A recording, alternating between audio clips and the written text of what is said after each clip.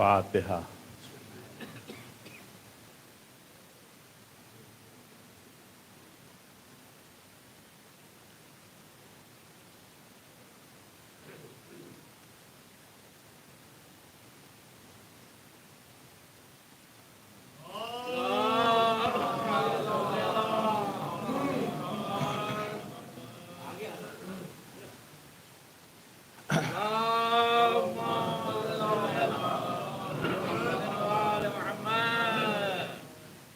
اعوذ باللہ من الشیطان الرجیم، بسم اللہ الرحمن الرحیم۔ الحمد للہ رب العالمین، والصلاة والسلام علی سید الانبیاء والمرسلین، وخاتم النبیین سیدنا و نبینا و شفیع مذنبینا بالقاسم محمد، اللہم صلی علی محمد وآل محمد وآلہ الطیبین الطاہرین المعصومین المظلومین، اما بعد فقط قال اللہ سبحانہ تبارک و تعالی فی کتابہ المبین وہو اصدق الصادقین۔ بسم اللہ الرحمن الرحیم۔ یا ایہا الذین آمنوا لا تحلوا شعائر اللہ، صلوات۔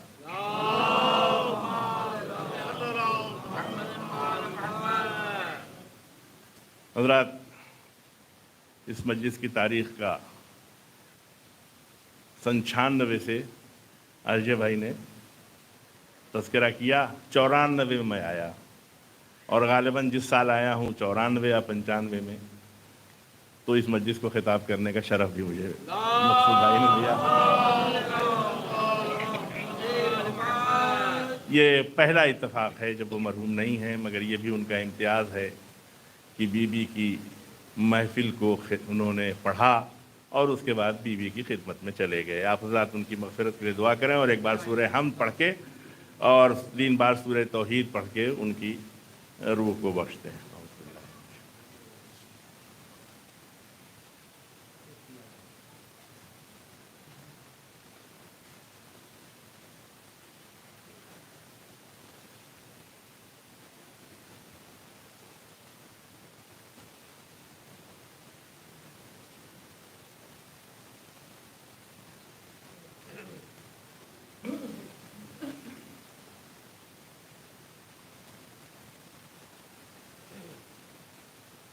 حضرات، سورہ مائدہ کی دوسری آیت کا پہلا جز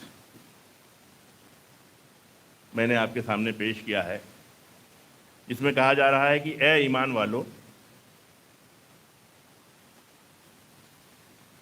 شاعر اللہ کی بے حرمتی نہ کرو۔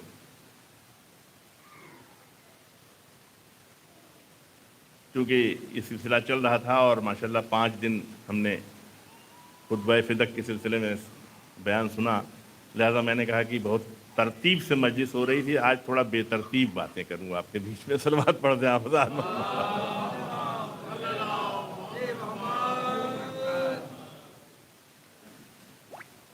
شاعر اللہ کی حرمت کا خیال رکھو، انہیں حلال نہ سمجھو۔ جب کوئی چیز حلال ہوتی ہے تو پھر اس کا احترام نہیں، لیکن اگر کوئی چیز قابل احترام ہوتی ہے تو ہم اس کی حرمت کا خیال رکھتے ہیں۔ تو قرآن میں یہ سورہ مائدہ میں کہا جائے، اور اس کے بعد ذکر ہے حج کے سلسلے میں، قربانی کے جانوروں کے سلسلے میں۔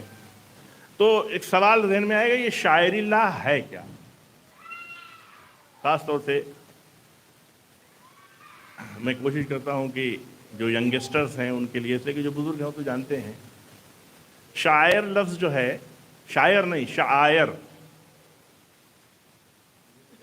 شین عین حمزہ، شین عین الف حمزہ رے، شاعر، یہ لفظ جمع ہے لفظ شعیرہ کی۔ شعیرہ، شین عین یہ رے ہے۔ اب شعیرہ، شاعر تو قرآن نے کہا، شعیرہ اور الجھ جائے گا ذہن۔ شعیرہ کا عام طریقے سے اگر ترجمہ کیا جائے، جیسا کہ مولانا علی نقوی صاحب نے ترجمہ کیا ہے اور اپنی تقریر میں بتایا ہے کہ شعیرہ مراد ہے علامت سے، سمبل، اور جس طرح علم علامت سے کسی چیز کے علم کا پتہ چلتا ہے، اسی طرح شعیر سے کسی بات کا شعور پیدا ہوتا ہے۔ صلوات پڑھیں آپ حضرات محمد والے۔ یعنی شاعر اللہ وہ ہیں جن سے شعور اللہ پیدا ہو، ذہنوں میں اللہ کی یاد آوے، وہ ہیں شاعر اللہ، اور ان کے احترام کا حکم قرآن دے رہا ہے۔ صلوات پڑھیں آپ حضرات محمد والے۔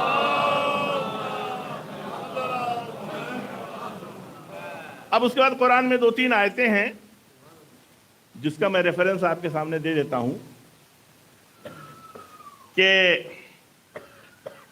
سورہ بقرہ کی آیت نمبر 158 ہے، جس میں کہا گیا ہے ان الصفا والمروہ من الشعائر اللہ، بے شک صفا و مروہ جو ہیں وہ شاعر اللہ ہیں نہیں کہا گیا ہے، من الشعائر اللہ، صفا و مروہ شاعر اللہ میں سے ہیں، یعنی محدود نہیں کیا ہے کہ بس یہی شاعر اللہ ہیں، بہت سی چیزیں شاعر اللہ ہیں۔ مثال میں کہا گیا ہے کہ صفا و مروہ جو ہیں وہ شاعر اللہ ہیں۔ تو اب قرآن نے دائرہ بڑا وسیع رکھا ہے، اب فیصلہ ہمیں کرنا ہے کن چیزوں کو دیکھ کے اللہ کا ہمیں شعور پیدا ہوتا ہے۔ جس کسی ذکر سے شعور اللہ پیدا ہو وہ بھی شاعر اللہ ہے۔ صلوات پڑھیں آپ حضرات محمد والوں۔ ارے ذکر علی عبادت ہے تو اس سے بھی تو اللہ کا شعور پیدا ہوتا ہے، تو اسی لیے حدیث میں ہے کہ اللہ کا ذکر۔ اچھا، علی کے چہرے پہ نظر، تو یہ سب شاعر اللہ ہیں۔ دوسری آیت ہے سورہ حج میں 32ویں آیت ہے، اب ترجمہ پڑھوں گا، باقی آپ لوگ پڑھ لیجئے گا، اس لیے کہ عربی زبان پہ میرا اتنا عبور نہیں ہے۔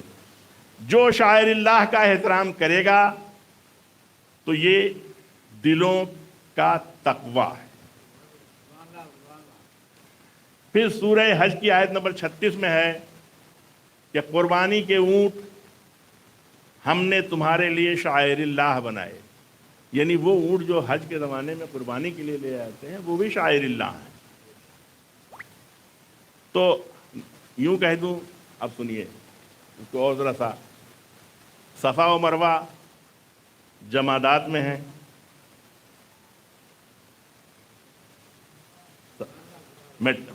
دیکھیے جتنی بھی مخلوق ہے اس کو 4 حصوں میں بانٹا گیا ہے، جمادات، نباتات، حیوانات اور انسانات۔ تو دیکھیے قرآن نے کہہ دیا صفا و مروہ، یعنی جمادات بھی شاعر اللہ ہو سکتے ہیں۔ آپ غور کیجئے، جمادات بھی شاعر اللہ ہو سکتے ہیں، حیوان بھی شاعر اللہ ہے۔ تو اور شاعر اللہ کی کوئی حد نہیں معین کر دی ہے کہ بس یہی ہیں، میں سے ہیں۔ تو اس کا مطلب کہ دنیا میں پائی جانے والی کوئی شے جو اللہ کا شعور پیدا کرے وہ شاعر اللہ ہے۔ تو عزیزان گرامی، جب عمومی چیزوں کو ہم شاعر اللہ سمجھ سکتے ہیں کیونکہ ان سے شعور خدا پیدا ہوتا ہے، تو جو مخصوص ذوات مقدسہ ہیں وہ ظاہر بات جو مخصوص شخصیتیں ہیں وہ تو شاعر اللہ ہوں گے، اور ان سے منسوب جو ہو جائے وہ بھی شاعر اللہ ہے، ان سے جو منسوب ہو جائے۔ اب دور حاضر کے بہت بڑے مفسر ہیں علامہ مودودی، انتقال ہو گیا ہے، لیکن انہوں نے جو تفسیر لکھی ہے اس آیت کے سلسلے میں وہ میں آپ کے سامنے پیش کر دوں، اور بڑی قیمتی بات کہے گئے ہیں۔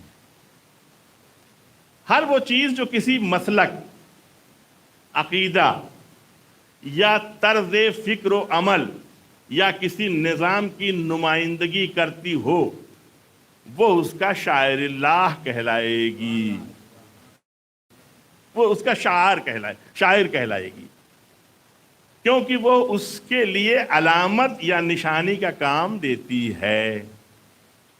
اگر کوئی شخص، اب یہاں بڑی غور کرنے کی چیز ہے اور بڑی قیمتی بات کہے گئے ہیں، اگر کوئی شخص کسی نظام کے شاعر میں سے کسی شاعر کی توہین کرتا ہے، کسی بھی نظام کی، کوئی بھی سسٹم، ہم انڈیا کے رہنے والے ہیں، نیشنل فلیگ ہے ہمارا، وہ انڈیا کا شاعر ہے، نیشنل ایمبلم ہے وہ ہمارا نیشنل ایمبلم ہے، ہمارے ملک کی نشانی ہے۔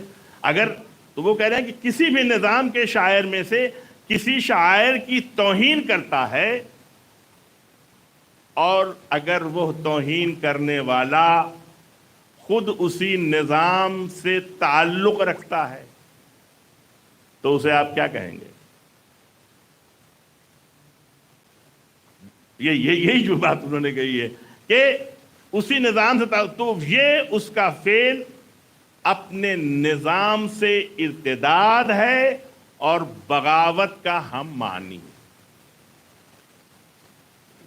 یہ اس نظام کا مرتد ہے اور اس نظام کا باغی ہے۔ تو اب اگر اسلام کی شاعر اللہ سے اسلام کے دائرے میں رہتے ہوئے کسی نے اسلام کے شاعر اللہ کی توہین کی تو وہ مرتد بھی ہے اور باغی اسلام بھی ہے۔ صلوات پڑھیں آپ حضرات محمد والے۔ اور یہ میں نہیں کہہ رہا ہوں، یہ علامہ مودودی کہہ رہے ہیں تفہیم القرآن میں۔ وہ اسلام کا باغی ہے جو اسلام کے شاعر کی توہین کرے، وہ مرتد اسلام ہے جو اسلام کے شاعر کی توہین کرے۔ اب اس کے بعد کہتے ہیں شاعر اللہ کیا ہے؟ شاعر اللہ سے مراد وہ تمام علامات یا نشانیاں ہیں جو شرک و کفر اور دہریت کے بالمقابل خالص خدا پرستی کے مسلک کی نمائندگی کرتے ہوں۔ خالص خدا پرستی کے مسلک کی نمائندگی کرنے والی تمام چیزیں، تمام شخصیتیں شاعر اللہ ہیں، اور اگر ان کی کسی نے توہین کی تو گویا اس نے یہ اپنے مسلمان ہے تو اس نے اپنے ارتداد کا اعلان کیا اور اپنی بغاوت کا اعلان کیا ہے۔ یہ ہے علامہ مودودی کی بات۔ اب عزیزان گرامی، یہیں پہ میں آپ کے سامنے ایک بات عرض کرنا چاہتا ہوں۔ ہم پہ بہت اعتراض کیا جاتا ہے۔ اب یہ بتائیے کہ اگر ہم نے دیکھیے شاعر اللہ جمادات بھی ہیں، نباتات بھی ہیں۔ اب اگر علم پہ نظر پڑی تو علم پہ نظر پڑی تو علمدار یاد آئے گا۔ اب جب علمدار یاد آئے گا تو پھر وہ فوج یاد آئے گی جس کا وہ علمدار ہے، پھر اس فوج کا سردار نظر آئے گا، پھر اس فوج کا سرداری نظر آئے گا، اس فوج کے مقابلے میں جو ہے وہ بھی نظر آئے گا۔ تو عزیزان گرامی، اب وہ دیکھا جائے گا فوج کس کے لیے لڑ رہی ہے، تو ذہن کہے گا اللہ کے لیے لڑ رہی ہے۔ تو اب اگر اس علم کی ہم نے بے حرمتی کی تو گویا ہم نے اللہ سے بغاوت کی۔ اب علم کے بعد آ جائیے، اب اگر کسی قبر پہ ہم نے نظر ڈالی، کسی قبر پہ ہماری نظر پڑی تو صاحب قبر کا سوال ہوگا کس کی قبر ہے۔ تو اب جب شخصیت سامنے آئے گی تو اس شخصیت کے کمالات و صفات کیا ہیں، یہ شخصیت کیا ہے، پتہ لگا یہ شخصیت تو وہ ہے جو جگر گوشہ رسول ہے، جو بضعت منی ہے، جو ام ابیہا ہے۔ اب اس شخصیت پہ نظر پڑی، کہا اچھا یہ کس اپنے باپ کی ماں ہے، وہ باپ کون ہے؟ کہا ختم المرسلین۔ کس کا پیغام لایا؟ کہا اللہ کا پیغام لایا۔ اب اس قبر کی توہین اللہ سے بغاوت ہے کہ نہیں ہے؟ اس سے بغاوت ہے کہ نہیں ہے؟ اور عزیزان گرامی، پچھلی 3 صدیوں سے میں کہوں گا، یہ 3 صدیوں سے بغاوت چل رہی ہے۔ 8 شوال 1925 24 بھی کہا جاتا ہے، کوئی انہدام جنت البقیع سبھی جانتے ہیں، لیکن عزیزان گرامی انہدام جنت البقیع جو ہے وہ 2 بار ہوا ہے تاریخ میں۔ یہ 2 بار ہوا ہے، ایک بار نہیں ہوا ہے، اور اسی گھرانے نے کیا ہے۔ ایک پانی یہ اسی گھرانے نے کیا ہے، آل سعود نے، اور یہی آل سعود نے کیا ہے۔ اور پہلا حملہ جو انہوں نے کیا ہے وہ 1802 عیسوی میں کیا ہے، کربلا پہ حملہ کیا، اور کربلا پہ انہوں نے اٹیک کیا ہے۔ اب تھوڑا سا تاریخ کی، چونکہ یہ نوجوان اس سے واقف نہیں ہے، میں بتانا چاہوں گا، ہو سکتا ہے کہ وہ خطابت کی چاشنی اس میں نہ ملے، لیکن آپ حضرات ذرا غور سے یاد رکھیں، اپنی تاریخ کو جانیں، اس لیے کہ تاریخ کا جاننا کیوں ضروری ہے، بس 2-4 جملے سن لیجیے۔ تاریخ ہماری جو ہوتی ہے اس کی بڑی اہمیت ہے، کیونکہ اس سے وہ ماضی سے ہم کو جوڑتی ہے، ماضی کی ہوئی غلطیوں سے ہم سبق لیتے ہیں، اور ماضی میں کی ہوئی اچھی باتوں سے ہمیں حوصلہ ملتا ہے۔ اور تاریخ کی علاماتیں جو ہیں، جن کو ہم عام لفظوں میں مانومنٹس کہتے ہیں، مثلاً تاج محل ایک مانومنٹ ہے، اس سے مغلیہ سلطنت کی شان و شوکت کا اندازہ ہوتا ہے۔ تو یہ جو تاریخ میں جو مانومنٹس ہوتے ہیں، اس کے لیے بڑا اچھا لفظ استعمال کیا گیا ہے اصطلاح میں، فزیکل ایویڈنس آف ہسٹری۔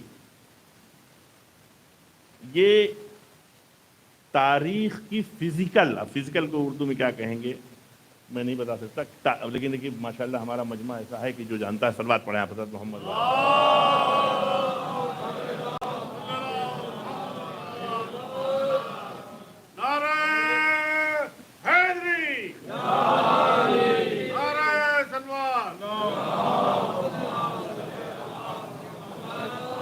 یہ فزیکل ہسٹری ہے، فزیکل ایویڈنس آف ہسٹری ہے تاریخ۔ It is a dialogue into present and past,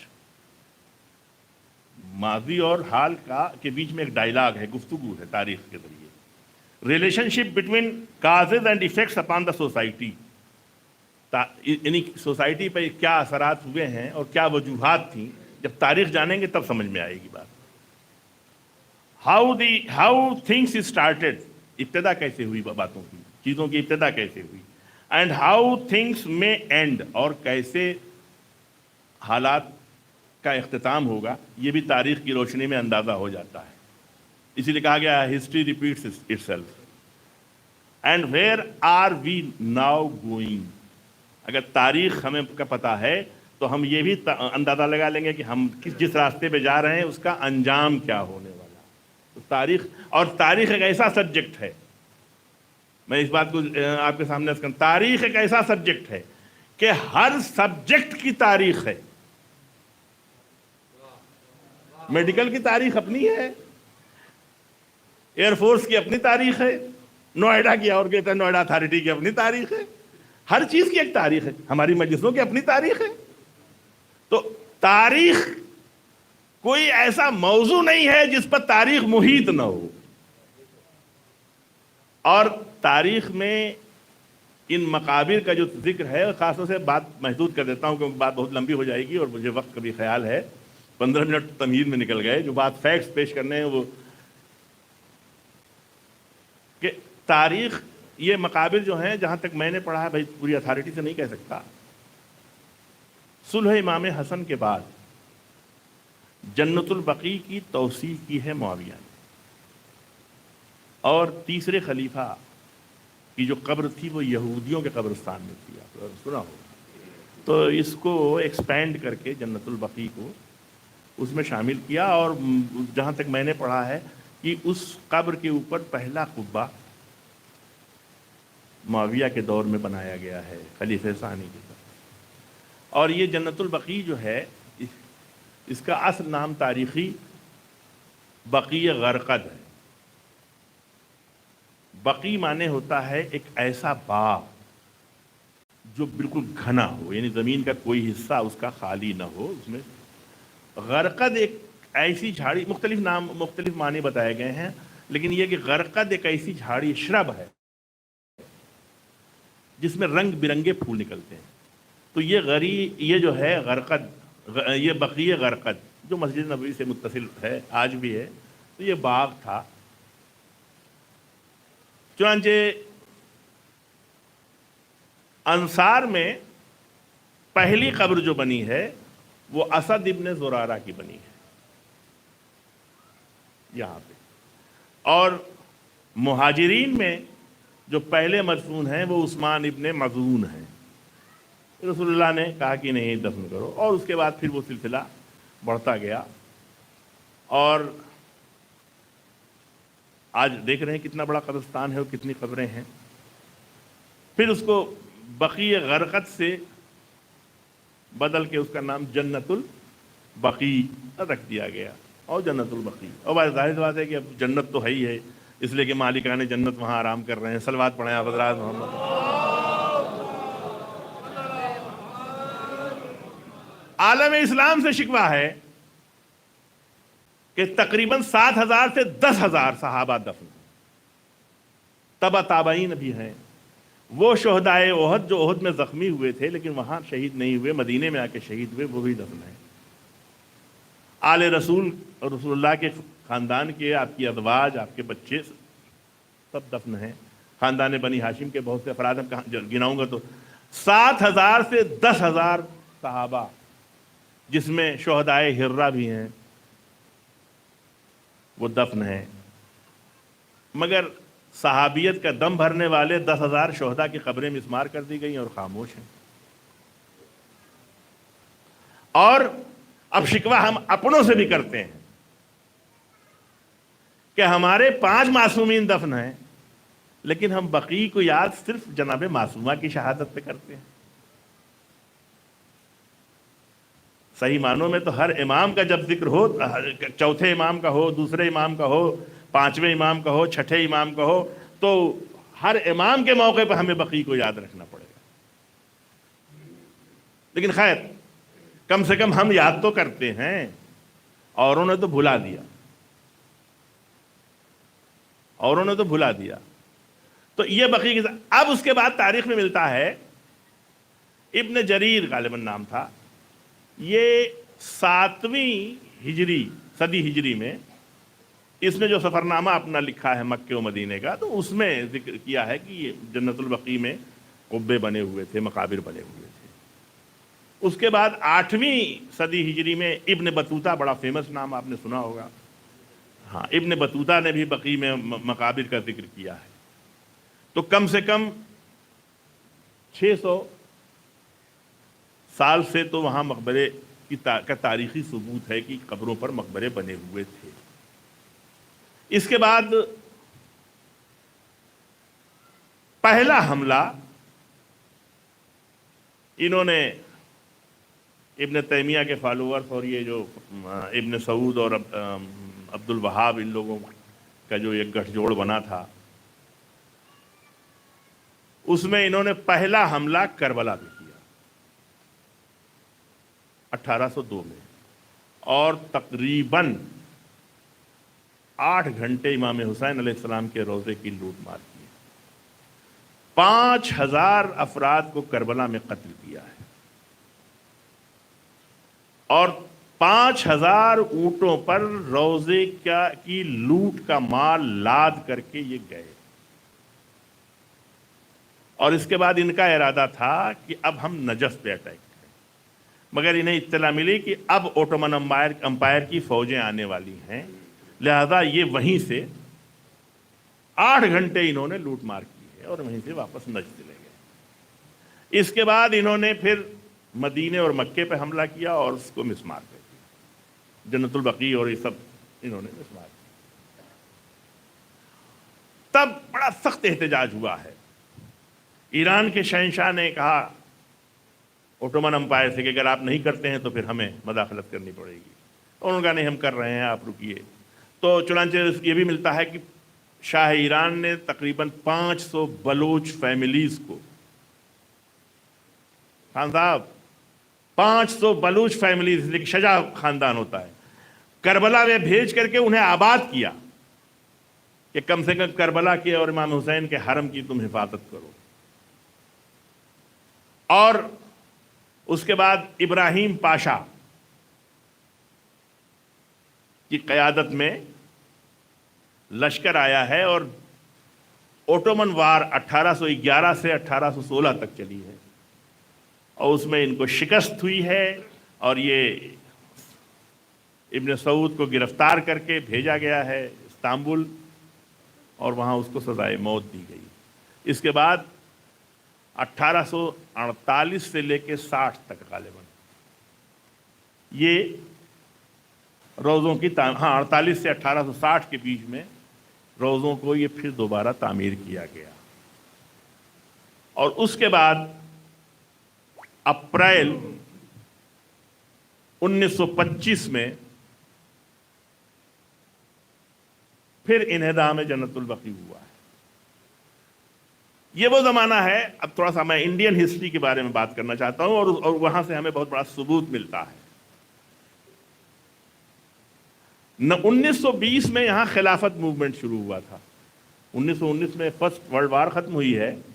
1920 में वहाँ चूँकि खलीफा को हटा दिया गया था तुर्की से, तो यहाँ इन्होंने खिलाफत मूवमेंट शुरू किया कि नहीं, खिलाफत कायम होनी चाहिए, जिसके पेश थे मौलाना सुलेमान नदवी थे, मोहम्मद अली जौहर, शौकत अली, ये सब लोग थे, जमीयतुल उलमा के तमाम अफराद। ये खिलाफत मूवमेंट चला और इसकी क़यादत महात्मा गांधी को दी गई।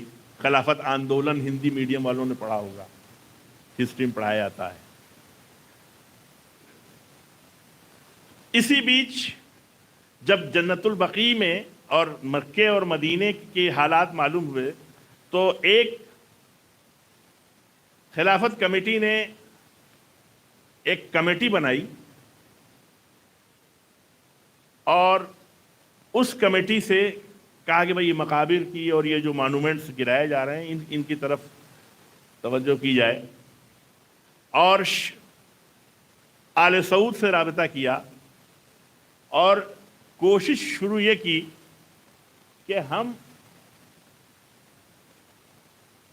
खिलाफत, जो खिलाफत राशिदा का ज़माना था, जिस तरह से खिलाफत राशिदा कायम हुई थी, उसी तरह की खिलाफत को फिर से हम तश्कील दें और बजाय इसके कि ये बादशाह बने इनको खलीफा बनाया जाए। इस किस्म की कोशिशें हुई और उस सिलसिले में बराबर ख़तों की दावत होती रही और उसी ख़तों की दावत के ज़िम्न में ये जब इन्हदाम का मामला आया तो उसको भी जमीयतुल उलमा ने टेक ओवर किया और मुख्तलिफ टेलीग्राम्स चलते रहे इनके 1924 से।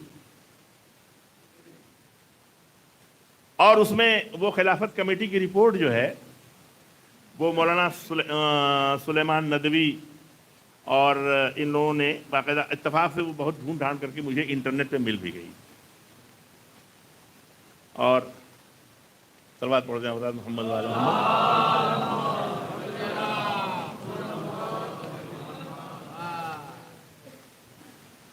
वो रिपोर्ट जो है मसला हिजाज,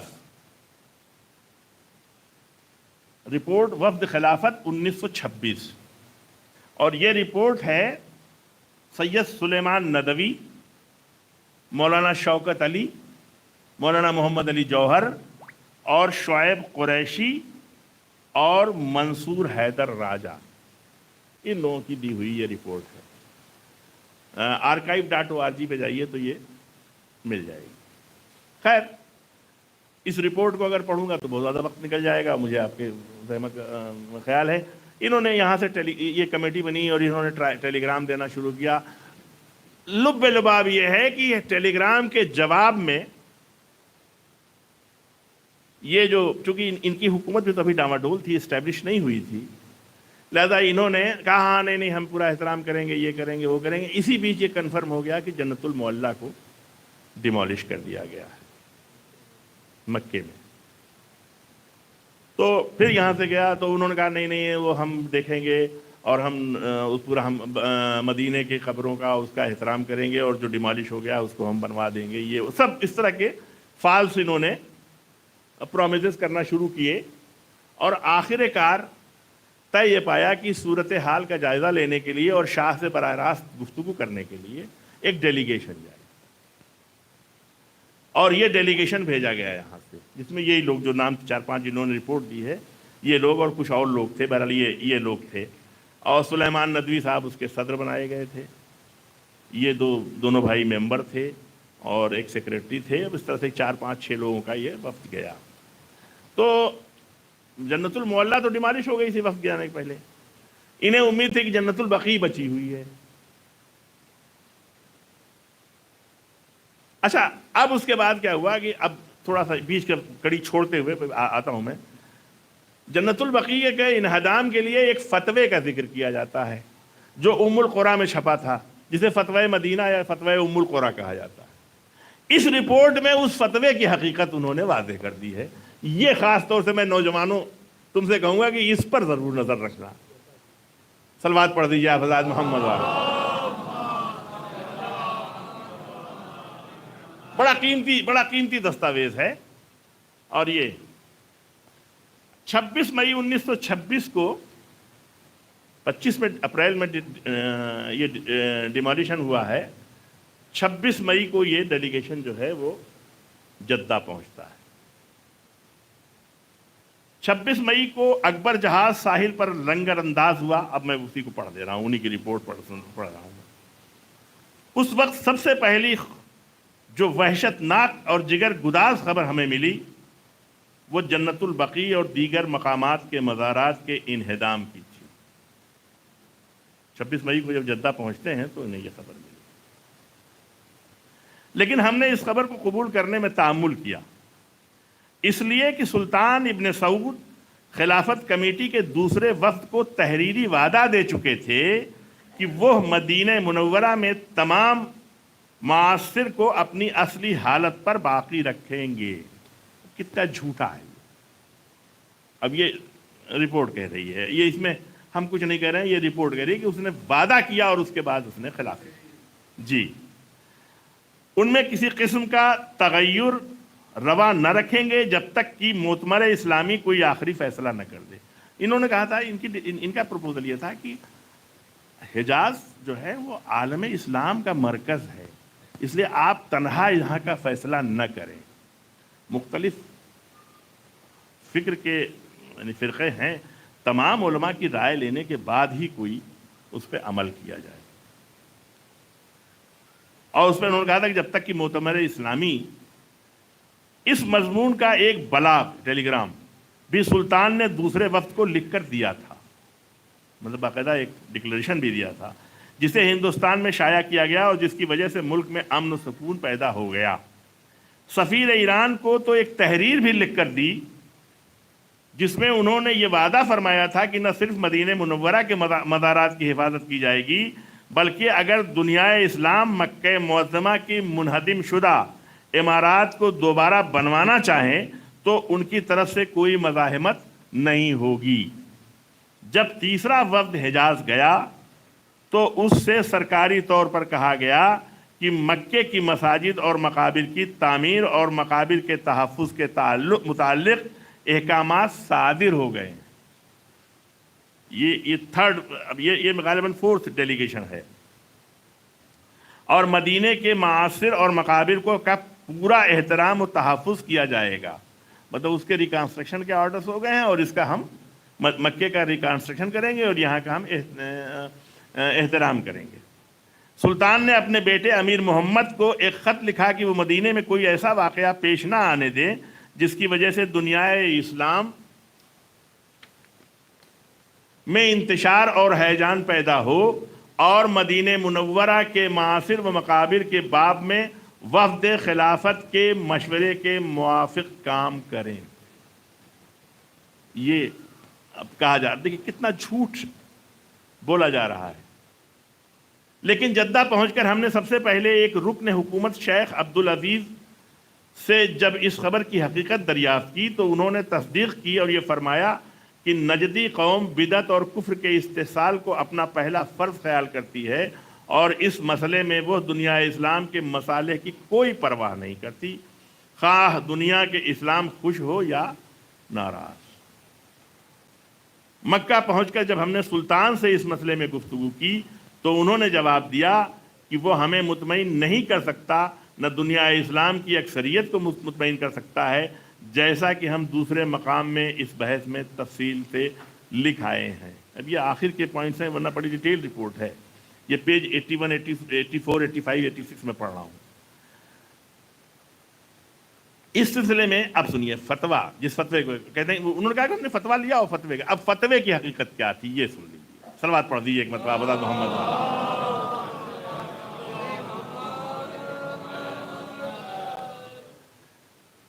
اس فتوے کی حقیقت کے متعلق جو حالات ہم سے بیان کیے گئے ہیں وہ یہ ہیں۔ اب کیسے یہ فتویٰ دیا گیا ہے اور لیا گیا ہے سن لیجیے۔ قاضی عبداللہ بن بلحید، یہ قاضی القضات یا چیف جسٹس ہے، جو بھی چیف قاضی تھا ان کا، آل سعود کا، جب مدینہ منورہ پہنچے تو انہوں نے علماء مدینہ کو اپنے مکان میں بلوایا۔ اب مدینہ کے علماء کو بلوایا، علماء مدینہ کے ان کے مکان پر جمع ہو گئے تو قاضی عبداللہ بن بلحید مکان کے اندر سے اندر تھے، ان کے سگے بھائی حمد بن بلحید پہلے باہر نکلے اور علماء مدینہ کو ان الفاظ سے مخاطب کیا۔ اب یہ سمجھیے کہ تھریٹ ہے، اوپن تھریٹ ہے۔ یا اہل حجاز انتم اشد کفرا من حامان و فرعون، تم تو کفر میں حامان اور فرعون سے بھی زیادہ شدت اختیار کیے ہو اے اہل حجاز۔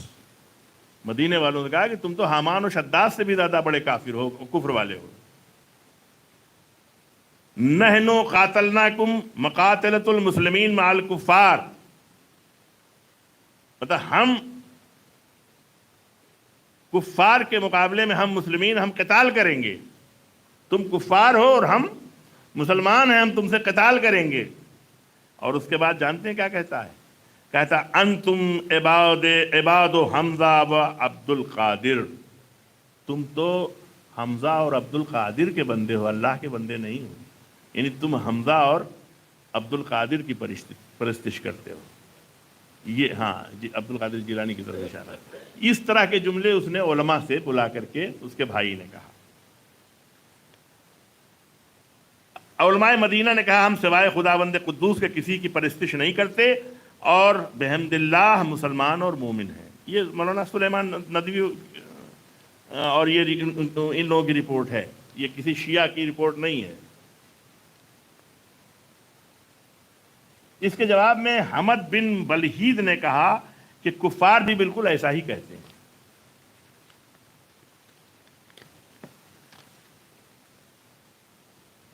اور وہ بھی اپنی بت پرستی اور کفر نوازی سے انکار کیا کرتے تھے۔ علماء مدینہ نے اس اعتراض کا جواب دیا مگر حمد بن بلحید نے جواب کی طرف کوئی توجہ نہیں دی۔ کہا جاتا ہے کہ وہ علماء مدینہ کو سخت الفاظ سے مخاطب کرتا رہا۔ اس کے بعد قاضی عبداللہ بن بلحید تشریف لائے۔ اب بڑے صاحب آ رہے ہیں، چھوٹا دھمکا چکا تو اب بڑے صاحب تشریف لائے۔ انہوں نے علماء مدینہ سے حضرت ذیل مسائل کے متعلق سوالات کیے۔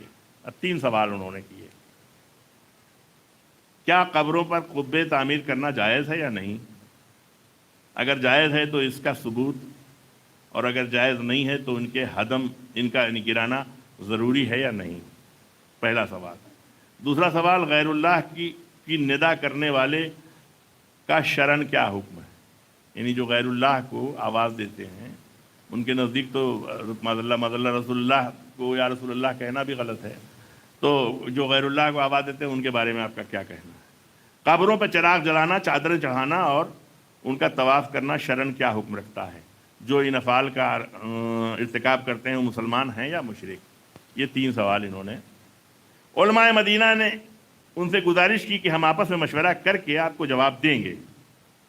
اس پر عبداللہ بن بلحید قاضی القضات نے سخت لہجے میں کہا کہ تم اب جا کر پڑھو گے؟ اور پھر جواب دو گے؟ مگر علماء مدینہ نے کہا ہم بغیر کسی مشورے کے کوئی جواب نہیں دے سکتے۔ چنانچہ انہیں مہلت دی گئی اور دوسرے دن علماء مدینہ نے باہمی مشورے کے بعد قاضی صاحب کو حسب ذیل جواب دیا۔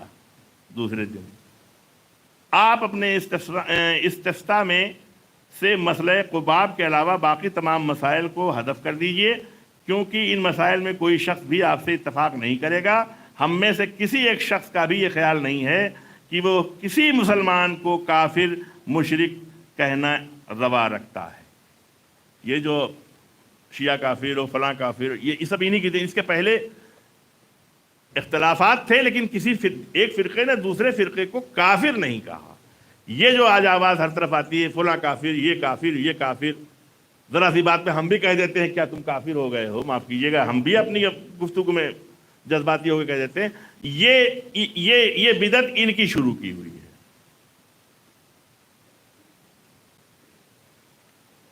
اب اس کے بعد مسئلہ قباب روزوں کے بارے میں علماء مدینہ کی دو جماعتیں تھیں۔ ایک جماعت کا یہ خیال تھا، اب ظاہر بات ہے مسلکی اختلاف تو تھا ہی، لیکن خیر، ایک کا یہ خیال تھا کہ قبوں کی تعمیر شرعاً ممنوع نہیں ہے، جسے انہوں نے قاضی صاحب کے سامنے بڑی جرأت کے ساتھ ظاہر کیا۔ اسی جماعت میں مولانا عبدالباقی صاحب فرنگی محلی تھے، اور جماعت کا خیال یہ تھا کہ اگرچہ تعمیر قباب جائز نہیں مگر ان کا ہدم بھی غیر ضروری ہے، یعنی اگر تعمیر کرنا جائز نہیں بھی ہے تو ان کو گرانا ضروری نہیں ہے، اس لیے کہ ان کے گرا دینے سے شام میں ایک زبردست شورش پیدا ہو جائے گی، یعنی ہیجان اور پریشانی اور اختلاف پیدا ہو جائے گا۔ دور سے پڑھ دیجئے صلوات ایک بار۔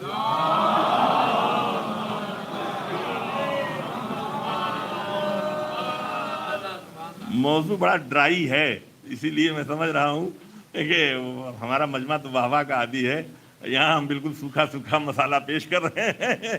صلوات پڑھ دیجئے ایک مرتبہ۔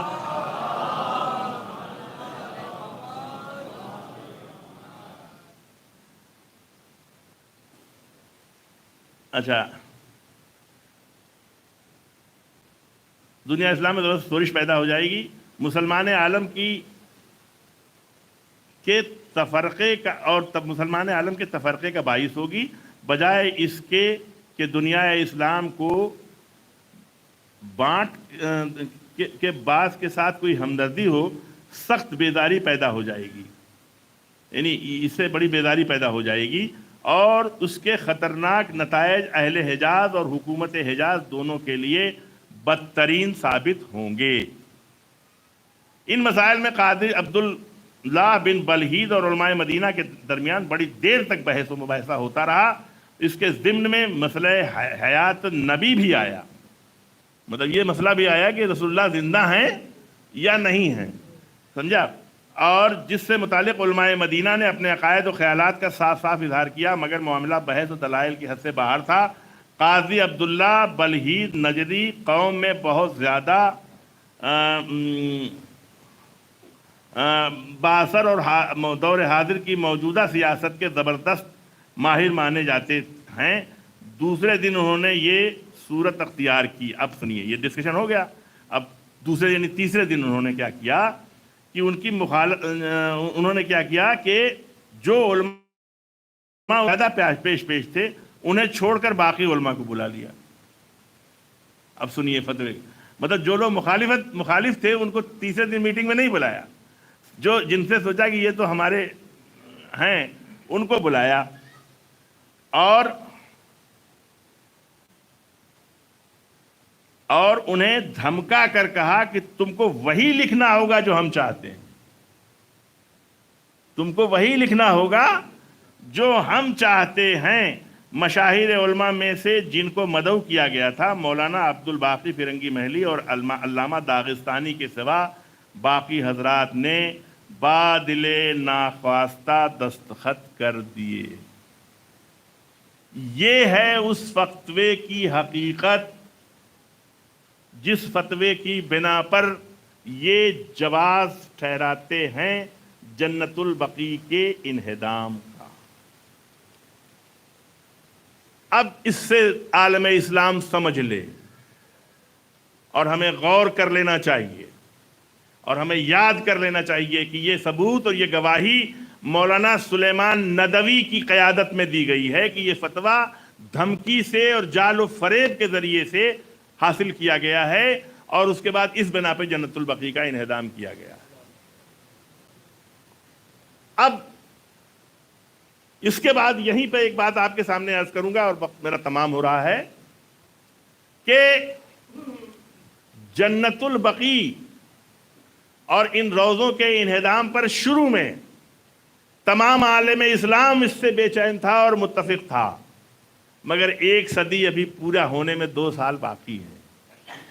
افسوس کہ یہ مسئلہ سمٹ کے فقط شیعوں کے تک محدود رہ گیا، باقی عالم اسلام اس کو بھول چکا ہے، جیسے فلسطین کو لوگوں نے بھلا دیا تھا۔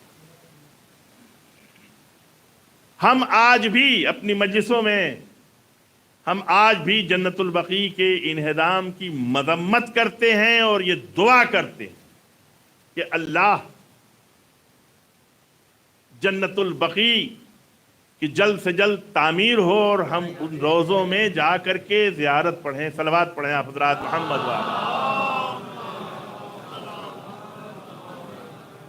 بس عزیزان گرامی، رحمت کو تمام کرتا ہوں، زیادہ نہیں۔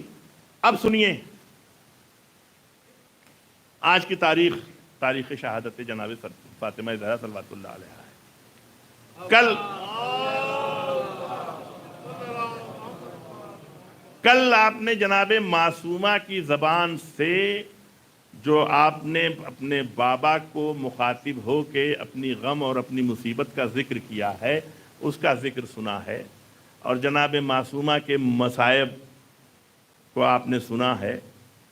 آج ہم جناب معصومہ کا ماتم اور نوحہ کرنے کے لیے جمع ہوئے ہیں۔ آج میں معصومہ کا نوحہ جو مولائے کائنات نے پڑھا ہے وہ آپ کے سامنے پیش کرنا۔ علی کتنا تنہا تھے، علی کتنا تنہا تھے۔ دیکھیں ایک بات بتا دوں، بعد وفات پیغمبر دوست بھی دشمن ہو گئے تھے، دشمن تو دشمن تھے ہی، اور اس کی وجہ علی شریعتی نے جو فاطمہ ہے اس میں بڑی اچھے ڈھنگ سے لکھا ہے۔ ان کا دیکھیے، دوست جو بظاہر دوست رہتے ہیں مگر آپ کی ترقی اور آپ کی بلندی پہ ان کے دل میں حسد کا جذبہ رہتا ہے، اور جب موقع ملتا ہے تو وہ حسد ظاہر ہو جاتا ہے۔ اور دشمن تو دشمن ہے ہی ہے، دشمن تو آپ کا مخالف ہے ہی ہے۔ علی کی عظمتوں اور رفتوں کی وجہ سے جن کو حسد تھا اور اپنے دلوں میں وہ اپنے حسد کو چھپائے ہوئے تھے، وہ حسد اور جو مخالف تھے، جو دشمن تھے علی کے، وہ تو دشمن تھے ہی، ورنہ بعد وفات پیغمبر در فاطمہ و علی پہ صرف سلمان، مقداد اور عمار نظر آتے ہیں۔ تاریخ تو یہی کہتی ہے نا کہ سلمان ہے، عمار ہے، مقداد ہیں، ابو ذر ہیں، 4-5 لوگوں کے علاوہ کوئی نظر نہیں آ رہا ہے۔ اور وہ مہاجرین وہ بھی علی کے در پہ نظر نہیں آ رہے ہیں، وہ انصار وہ بھی علی کے در پہ نظر نہیں آ رہے ہیں۔ سناٹا ہے در سیدہ پر، در رسول پہ سناٹا ہے، اس لیے کہ جو حسد والے تھے وہ اور جو مخالف تھے وہ ایک ہو گئے تھے۔ اور اسی لیے تاریخ میں دیکھتے جائیے، اور اس کی انتہا دیکھنا ہے تو کربلا میں دیکھ لیجئے، جہاں مہاجرین اور انصار سب کے سب حسین کے مقابلے میں کھڑے، گنے چنے 72 نظر آتے ہیں۔ یہی عزیزان گرامی، یہی کیفیت مدینے میں جناب سیدہ کے گھر پہ ہے۔ عزیزو، آج اہل بیت کی پہلی شام غریباں ہیں، آج اہل بیت کی پہلی شام غریباں ہیں۔ کیوں؟ ارے پہلا سانحہ وفات جناب سرور کائنات ہے، مگر گھر میں بچوں کو تسلی دینے کے لیے علی اور فاطمہ موجود ہیں، ماں اور باپ تو موجود ہیں۔ عزیزان گرامی، کربلا میں جب شام غریباں آئی ہے تو بیوہ عورتیں تھیں، چھوٹے چھوٹے بچے تھے۔ ہاں، کربلا کا علی بھی تنہا تھا، کربلا کا علی بھی تنہا تھا، مگر کہوں گا اے علی، اے کربلا کے علی، آپ کو تسلی دینے کے لیے زینب موجود ہے، لیکن مدینے میں آ جائیے، علی گھر میں تنہا ہے، ننھے ننھے بچے ہیں، کوئی تسلی دینے والا نہیں ہے۔ یہ پہلی شام غریباں ہے اہل بیت کی، اور وہ دوسری شام غریباں ہے۔ تو یہ ہمیں صحیح معنوں میں یہ مجلس شام غریباں ہے، یہ مجلس شام غریباں ہے۔ اور اس شام کے پہلے علی نے کیا نوحہ پڑھا ہے، بس عزیزان گرامی سنیے۔ قبر جناب سیدہ کے سامنے کھڑے ہوتے ہیں مولا کائنات، اور اس انداز تاریخ کہتی ہے، اس طرح سے کھڑے ہیں کہ آپ کے سامنے قبر ہے جناب سیدہ کی، اور قبر رسول ہے۔ مطلب آپ اس جہاں کھڑے ہوتے ہیں تو آپ کے سامنے پہلے قبر جناب سیدہ ہے، اور اس کے سامنے قبر جناب سرور کائنات نظر آ رہی ہے۔ اب اس کے بعد آپ مخاطب ہوتے ہیں، سنیے، میں کوئی مصائب نہیں پڑھوں گا، علی کے مصائب کو سن لیجئے، کافی ہے ہمارے لیے رونے کے لیے۔ فرماتے ہیں، اے اللہ کے رسول، اب علی کا درس سنیے، اے اللہ کے رسول، آپ پر میری جانب سے اور آپ کے ہمسایہ میں پہنچنے والی، آپ کے پڑوس میں پہنچنے والی، آپ سے بہت جلد ملحق ہونے والی آپ کی دختر کی طرف سے سلام۔ یا رسول اللہ، آپ کی بیٹی آپ سے قریب جا رہی ہے، اس کی طرف سے بھی میں آپ کو سلام کرتا ہوں، اور اپنی طرف سے بھی سلام کرتا ہوں۔ یا رسول اللہ، اب سنیے، علی اپنا نوحہ درد پیش کر رہے ہیں۔ یا رسول اللہ، آپ کی دختر عزیز کی رحلت کے باعث میری شکیبائی جواب دے چکی ہے، میری طاقت ضعف سے بدل رہی ہے۔ اللہ اللہ، قاتل مرحب و انتر، جس کی ایک ضربت ثقلین کی عبادت پہ بھاری ہو، جس کی 3 انگلیاں باب خیبر کو اکھاڑ دے، اس کی طاقت کا نام ہے فاطمہ۔ کہتے ہیں میری طاقت مجھ سے چھن گئی ہے یا رسول اللہ۔ اور اسی لیے کل سنا ہے کہ علی مسجد میں جب جناب سیدہ کی شہادت کی خبر سنتے ہیں تو اٹھتے ہیں اور گرتے ہیں، اٹھتے ہیں اور گرتے ہیں۔ یہ مولا فرما رہے ہیں کہ میری طاقت چھن گئی،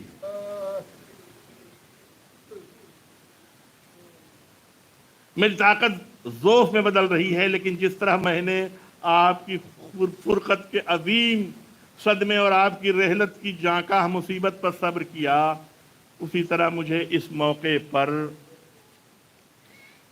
بھی صبر سے کام لینا ہے۔ میں نے اپنے ہاتھوں سے آپ کو لحد میں اتارا، آپ کی پاک روح نے ایسی حالت میں پرواز کی کہ آپ کا سر اقدس میرے حلقوم اور سینے کے درمیان تھا۔ انا للہ و انا الیہ راجعون۔ فاطمہ ایک ودیعت تھی جو پلٹا دی گئی، ایک امانت تھی جو واپس لے لی گئی، اور رہن چھوڑا لیا گیا، لیکن اب میرا حزن و ملال دائمی ہے۔ علی اپنی کہتے ہیں اب میرا غم دائمی ہے، اب یہ ختم نہیں ہونا، اب میری راتیں جاگتے گزریں گی۔ جناب زینب نے نوحہ پڑھا تھا، جناب عباس کی شہادت سن کر کے کہا تھا، اے بھیا، اب یہ جملے سنیے باپ اور بیٹی کے، اے بھیا، وہ آنکھیں جو تمہارے خوف سے جاگتی تھی وہ اب چین کی نیند سوئے گی، اور اے بھیا، وہ آنکھیں جو چین سے سوتی تھی اب تمہارے بعد وہ راتوں کو جاگیں گی۔ یہ بیٹی کہہ رہی ہے اور باپ بھی یہی کہہ رہا ہے، یا رسول اللہ، اب رات کو علی کو نیند نہیں آئے گی۔ میری راتیں جاگتے ہوئے گزریں گی، یہاں تک کہ خداوند عالم میرے لیے بھی وہی گھر منتخب فرما دے جس میں آپ مقیم ہیں۔ اب اس کے بعد زمانے کے مظالم کی طرف مولا متوجہ ہو کے کہتے ہیں، یا رسول اللہ، اب آپ کی دختر آپ کو مطلع کریں گی کہ کس طرح آپ کی امت نے ایک آ کر کے ان پر مصیبت کے پہاڑ توڑ دیے، کہ شہزادی کہتی ہے، بابا، آپ کے بعد مجھ پر وہ مصیبتیں پڑیں کہ اگر دن پہاڑ میں پڑتی تو ریزہ ریزہ ہو جاتا، اور اگر دن پہ پڑتی تو وہ رات تاریک رات میں بدل جاتی۔ آپ کی دختر آپ کو مطلع کریں گی کہ کس طرح آپ کی امت نے ایک آ کر کے ان پر مصیبت کے پہاڑ توڑے، اور آپ ان سے تمام حالات پوچھ لیں، ایک ایک بات دریافت کر لیں، وہ آپ کو اپنے تمام مصائب سے باخبر کریں گی۔ یا رسول اللہ ذرا بیٹی کے پہلو شکستہ میں بھی نظر ڈالیے گا، فاطمہ کی پسلیاں ٹوٹی ہوئی ہیں، فاطمہ کے بازوؤں پہ اس طرح سے نیل ہیں جیسے عورت کے بازو پہ بازو بند کے نشان پڑتے ہیں۔ عزیز و علی اسی کی طرف متوجہ کر رہے ہیں، کہتے ہیں یا رسول اللہ آپ ان سے پوچھ لیں، آپ ایک ایک بات دریافت کر لیں، وہ آپ کو اپنے تمام مصائب سے باخبر کر دیں گی۔ یہ تمام مصیبتیں ان پہ گزر گئیں، حالانکہ ابھی آپ کے رحلت کو کچھ زیادہ عرصہ نہیں گزرا تھا، اور نہ زمانہ آپ کی یاد سے خالی ہوا تھا۔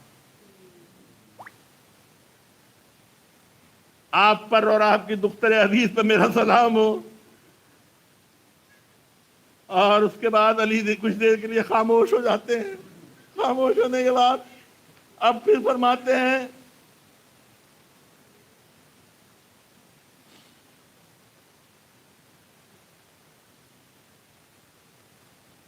ہیں کہ بس اب سنیے، بڑا قیمتی جملہ پر، بس اگر میں یہاں سے چلا جاؤں تو اس کا سبب یہ نہیں ہے کہ میں اس قربت سے دل گرفتہ ہوں، اور اگر یہاں ٹھہرا رہوں تو اس کا مطلب یہ نہیں کہ میں اس وعدے سے بدظن ہوں۔ کیا کلمات ایمانی ہیں جو خدا نے صبر کرنے والوں سے کیا ہے۔ پھر آپ بدقت اٹھ کھڑے ہوئے، خانہ پیغمبر کی طرف رخ کیے، تنہا اور ملول کھڑے رہے، اور یہ درد و تنہائی کی وہ کیفیت ہے جس کا تصور کرنا بھی مشکل ہے۔ گویا علی زبان حال سے کہہ رہے تھے، اے اللہ کے رسول، آپ نے جو ودیت گرانما میرے سپرد کی تھی، آج میں نے آپ کو واپس تو کر دیا، مگر ہائے افسوس، مجھے جیسی امانت دی تھی اس طرح سے میں اس امانت کی حفاظت نہ کر سکا۔ ارے فاطمہ کے شکم سے محسن شہید ہو گئے، فاطمہ کی پسلیاں ٹوٹی ہوئی ہیں، فاطمہ زخمی ہیں۔ یہ علی کہہ رہے ہیں یا رسول اللہ امانت تو واپس کی، لیکن جس طرح کی امانت آپ نے مجھے دی تھی اس طرح سے میں آپ کی امانت کو واپس نہ کر سکا۔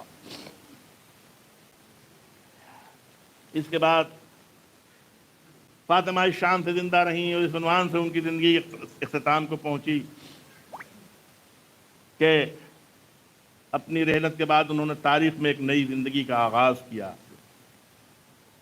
اب آپ فرماتے ہیں اب آپ ان کے احوال خود انہی سے سن لیجئے، اپنی بیٹی کے احوال کو آپ خود ان سے سن لیجئے، ان سے پوچھئے، یہ اسرار پوچھئے تاکہ وہ آپ کو ایک ایک بات بتا دیں، آپ کے بعد جو کچھ ان پر گزرا ہے ان تمام باتوں سے آپ مطلع کریں۔ بس عزیزو اب اس کے بعد سنیے، تاریخ میں ملتا ہے، علی شریعتی یہ لکھتے ہیں کہ جس دن آپ کی شہادت ہوئی ہے، بس 2-3 جملے سن لیجئے اور بات کو تمام کرتا ہوں۔ تو علی شریعتی لکھتے ہیں کہ ام رافع سے جناب سیدہ نے کہا کہ ام رافع تم پانی ڈالو، میں غسل کرنا چاہتا ہوں۔ ہاتھ تو زخمی ہے، سیدہ کیسے غسل کرنے؟ لہذا ام رافع سے کہتی ہے ام رافع تم میرے جسم میں پانی ڈالتی جاؤ تاکہ میں غسل کر لوں۔ اس کے بعد تاریخ میں وہ لکھتے ہیں کہ سیدہ باپ کے وفات کے بعد ہمیشہ سیاہ پوش تھی، ہمیشہ باپ کے غم میں ہمیشہ غمگین رہی۔ آج سیدہ نے نئے کپڑے پہنے، آج لباس تبدیل کیا، کھانا پکایا۔ کھانا آپ سن چکے ہیں، بس دوہرا دوں یا ذہنوں کو متوجہ کر دوں۔ کھانا پکانے کے بعد اب اس کے بعد کہا میرا بستر بچھا دیا جائے۔ سیدہ کمرے میں جاتی ہیں اور فرماتی ہیں اسماء بنت امیس سے، اسماء جب میرے بچے آئیں تو انہیں پہلے کھانا کھلا دینا۔ حسنین آئے، آنے کے بعد ایک مرتبہ اسماء بنت امیس کہتی ہیں بچوں کھانا کھا لو۔ شہزادی بچے کہتے ہیں نہیں ہم بنا مادر گرامی کے نہیں کھائیں گے۔ جب بہت اصرار کیا کہا نہیں یہ ممکن نہیں ہے۔ اب ماں کے حجرے میں گئے تو عجب منظر تھا، ماں دنیا سے جا چکی تھی۔ عزیزو بس ایک جملہ سن لیجئے اور بات تمام سن چکے ہیں، پھر دہراتا ہوں کہ جب جنازہ تیار ہو گیا، جب جنازہ تیار ہو گیا تو ایک مرتبہ جب ایک ایک بچہ جا کے جناب سیدہ سے رخصت ہوتا ہے، ایک مرتبہ جب مولا کہتے ہیں حسین جاؤ ماں سے رخصت ہو لو، تو جب فقرہ فرماتے ہیں کہتے ہیں اماں آپ نے ہمیشہ مجھے بلایا ہے، آج میں آؤں گی مگر جب آپ مجھے بلائیں گے بند کفن ٹوٹے، ارے ٹوٹے ہوئے ہاتھ بلند ہوئے، اے میرے حسین آؤ میرے لال میری گود سے میں آ جا۔ بس عزیزان گرامی، روایت میں نہیں کہہ سکتا لیکن میرا دل کہتا ہے حسین نے کہا ہوگا مادر گرامی آج آپ نے بلایا تو حسین دوڑ کے آ گیا، اے اماں جب کربلا میں آپ کو آواز دوں گا تو آپ میری خبر کے لیے آئیے گا۔ ہاں عزیزو، روایتیں کہتی ہیں کہ کربلا کی قربانیاں ہو رہی تھیں، ایک ایک نبی میدان چھوڑ کے جا رہا تھا، جب حسین کی شہادت کا وقت آیا تو اب کوئی نہیں تھا، ایک دکھیاری ماں تھی جس کی آغوش میں حسین کا سر تھا، پشت پر قاتل تھا اور حسین کا سر قلم ہو رہا تھا۔ انا للہ و انا الیہ راجعون، رضم بقضائہ و تسلیما لامرہ۔ اللہم انی اسألک بحق محمد انت المحمود و بحق علی انت العالی وبحق فاطمة وانت فاطر السماوات والارض وبحق الحسین بحق الحسن انت المحسن وبحق الحسین انت قدیم الاحسان وبحق ائمہ الطاہرین علیہم السلام من الذریۃ الحسین علیہ السلام۔ پالنے والے ہماری اس مختصر سی ادا کو قبول فرما، پالنے والے ہمیں روز قیامت شہزادی کی شفاعت نصیب ہو، ان کی چادر کے سائے میں ہمیں جگہ مل جائے تاکہ ہماری آخرت سنور جائے۔ اے پالنے والے، فاطمہ زہرا کا واسطہ ہے، اس مجلس کے بانیوں اور شرکا اور تمام مومنین و مومنات کی تمام جائز اور شرعی حاجات کو پورا کر دے۔ جو مرحومین اب نہیں رہے ہیں ان کی مغفرت فرما، ہمارے گناہان کبیرہ و صغیرہ کو معاف فرما دے۔ آپ حضرات آخر میں ایک بار مقصود بھائی مرحوم کی روح کو سورہ حمد اور 3 بار سورہ توحید کی تلاوت فرما کر بخش دیں۔ پالنے والے زمانے کے امام کی خدمت میں ہمارا پرسہ ہے، اسے میں مولا قبول فرمائیے اور پالنے والے امام کے ظہور میں تاجیل فرمائیے۔ بسم اللہ الرحمن الرحیم، الحمدللہ۔